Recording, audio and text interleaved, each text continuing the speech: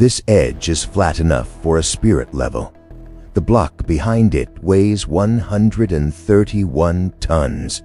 Nothing here could have lifted it. It sits there anyway, but according to everything we know, it can't. No wheels, no iron, no animal here strong enough to pull it. The quarry is 6 miles away, across open ground, and nothing found here can scratch it. So who moved it, and why does every official answer fall apart when you check it?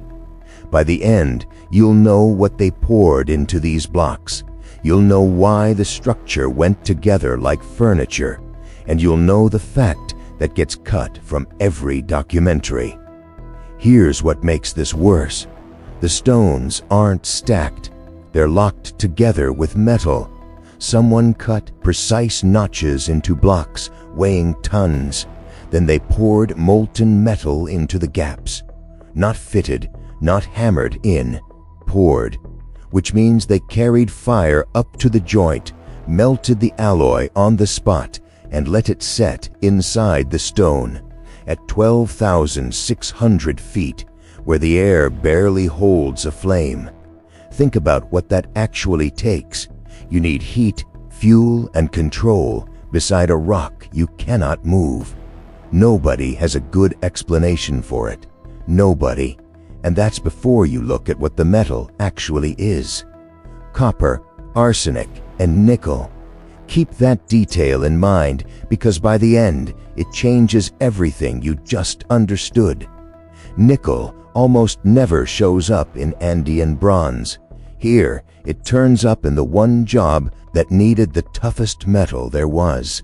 Somebody engineered a recipe for this building. And here's the part that gets skipped. At the pyramid 400 yards away, the same people made the same clamps the ordinary way. Hammered cold, dropped into the slot. At Puma Punku, they didn't. They carried the furnace to the stone instead. Same city, same century, two different worlds of engineering. And the blocks are stranger than the metal. Start with the ground they chose. The Bolivian altiplano sits nearly 2.5 miles above the sea. The air holds about 60% of the oxygen you're breathing right now. Nights drop below freezing most of the year. Almost no trees, thin, sour soil, wind that never stops. Modern crews still get headaches by noon up there. If you set out to pick the worst place on Earth to move 100-ton stone, you would struggle to beat it. And people didn't merely survive on that plateau. They built the strangest structure on the continent. Why would anyone choose that ground? The first people showed up about 3,500 years ago. Small villages, Chiripa, Pukaa, farmers who worked something out fast. They raised long beds of earth and flooded the channels between them. Water drank the sun all day, gave the heat back at night, and held the frost off the crops. Frozen ground turned into farmland that could feed a city, and it did. By around 400 AD, one settlement had pulled away from all the others. Tiwanaku, a planned city, ceremonial platforms, maybe 20,000 people. They had no written language. What they had was stone and a hardening obsession with cutting it correctly. Tiwanaku spread, and it spread strangely. No conquering army shows up in the record. No burned villages, no line of forts marking a frontier. Instead, their pottery, their carved faces, and their gods turn up across 1,000 miles of the Andes, Peru, Chile, northern Argentina. Now hold that against something you already know. These people had no writing, none. So they ran colonies 1,000 miles out. They moved trade across deserts. They held their stonework to one fixed pattern, all of it carried in living memory. No records, nothing written. And then, in the 6th century, they started building the part that still refuses to make sense. Radiocarbon puts the first construction at Puma Punku between 536 and 600 AD. A terraced platform, T-shaped, 180 yards across, bigger than a football field, and squared to the compass. They built it up in deliberate layers: sand, then fill, then facing stone, each layer chosen for how it would carry load. This was not piling rocks into a heap. This was engineering to a specification, and that specification was written down nowhere. It lived entirely in somebody's head. Whose?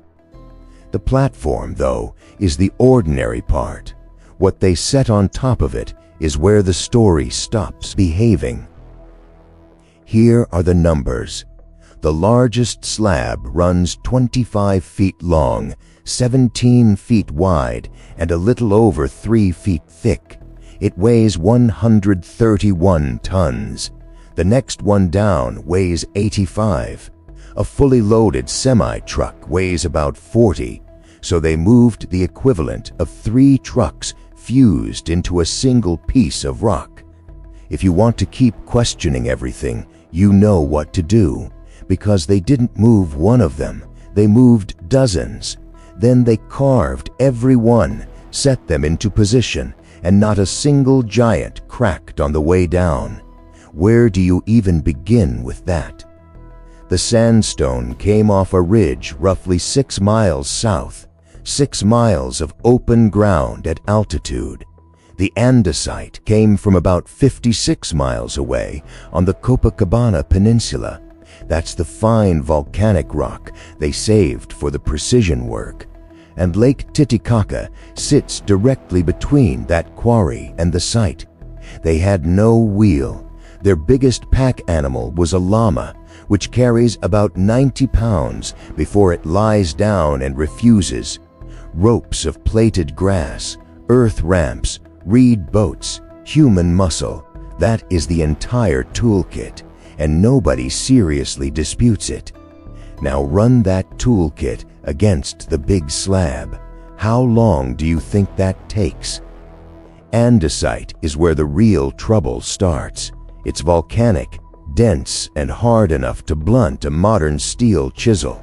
The metal these builders owned was arsenical bronze, soft enough to scratch with a copper coin. Bronze does not cut andesite. It never has, and it never will. So the accepted answer is stone against stone, harder hammerstones, wet sand, water, and time measured in months per block. Fine, that explains how you take material away from a rock. It explains nothing about flat planes, internal right angles, and edges that still read as machined. Removal was never the mystery. Precision is. And this is the part that stops making sense. They finished every block completely before it ever went into the wall. Surfaces, edges, decorative friezes, all of it cut while the stones still lay flat on the ground. And some of those friezes run across several separate blocks. So a carver cut half a pattern into one stone, he cut the other half into a different stone, and he trusted the two halves to meet once the blocks were standing. That isn't craftsmanship, that's manufacturing. And manufacturing only works if the finished building already exists somewhere as a plan. So who drew it? Around 1000 AD, Tiwanaku emptied out. The standard explanation is drought, decades of it, long enough to kill the raised fields and take the food supply with them. Reasonable enough, except the city didn't simply shrink and fade. Ceremonial life stopped outright, and somebody smashed the faces off carved figures across the site. Damage aimed at specific stone by hands that knew what they were hitting. Who does that to their own gods? The rest of the damage is ours. Spanish chronicler called Pedro Cieza de Leon rode past here around 1549. He wrote the first description anyone ever put on paper, and he asked the local people who built it. Their answer stopped him cold. They told him the place was already ancient when the Inca arrived. It rose in a single night, they said, raised by beings who came before. And the Inca were the finest stonemasons in the hemisphere. They could fit a wall together without mortar. They treated Puma Punku as sacred and never once claimed it. The best builders in South America looked at this site and said, "Not us." Then came Arthur Poznanski, an engineer, Bolivian-Austrian, who gave 50 years of his life to this site. His conclusion, 17,000 years old. He got there by measuring the walls against the slow drift of the Earth's tilt. Clever work, genuinely clever. Also wrong, because the walls lie broken, so his starting line was a guess dressed up as data. Radiocarbon later dropped construction into the 5th century AD, where it belongs, but the number was already loose in the world, and it handed the ancient astronaut theory its opening. If the site predates civilization itself, then somebody else built it. That idea spread for a reason. The official answer felt thin, and the stones do look wrong to a modern eye. A French chemist called Joseph Davidovitz went elsewhere. He argued nobody carved these blocks at all. Ground stone poured into molds, cured like concrete. Geologists who cut thin sections disagree flatly. Natural volcanic andesite, not a paste.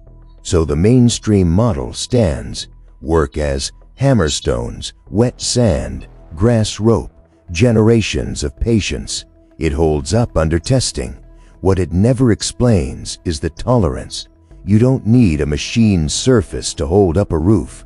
Mud does that. Somebody chased a precision the building never required. An archaeologist named Alexei Vranich finally tried something nobody had tried. He gathered 150 years of measurements. He printed 140 andesite pieces and 17 sandstone slabs at scale, and he rebuilt Puma Punku by hand on a table. The pieces fit, all of them, and many turned out to be exact copies of each other, including mirrored left and right versions of the same part.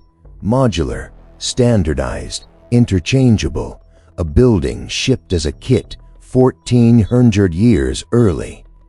Then the reconstruction turned up the part that stays with you. Nobody ever finished it.